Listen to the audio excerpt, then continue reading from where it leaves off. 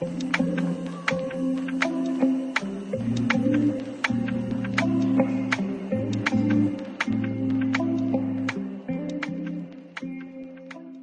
представлены рыжики, которые показывают, да, вот их жизнь. Большую часть жизни они проводят во сне и умиляют этим самым нас, да, когда лежат, зевают, играют. И вот такие вот милые кошки.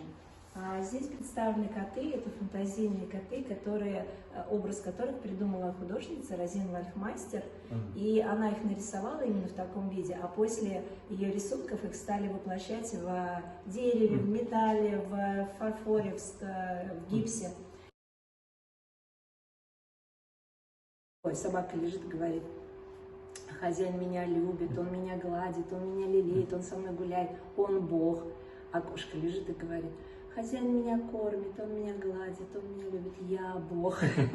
Ручная работа, это московский автор, который сделал в текстиле, воплотила таких котов, прекрасную парочку.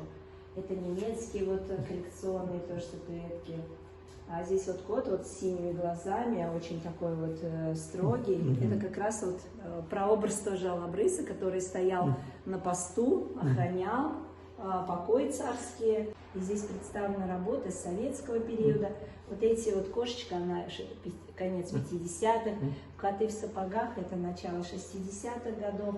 Есть и современные котенок по имени Гав, кот в сапогах, кот Леопольд. А здесь мы видим портрет Фелисет, кошка, которая, как немногие знают, я как вот общаюсь с гостями, она первая космонавт, кошка. В 1963 году во Франции она была запущена на космическом корабле. 12 минут провела в космосе, 5 из которых была в невесомости и успешно вернулась. Да, то есть вот такая кошка-космонавта. Вот уже это наши прообразы рисовали. Уже тоже, видимо, хотим. Хотя есть версия, что Гагарин был не один. Что как раз, когда он говорил «поехали», что он говорил «кошки».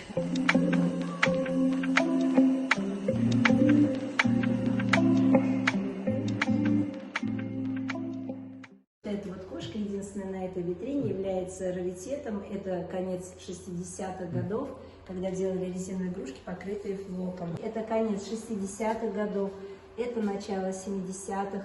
Вот этой кошке почти 40 лет, это моего сына. Это работа мастеров, вот это вот из Красноярского края, сваренная кот-подсвечник. А вот это из болтов сделанные.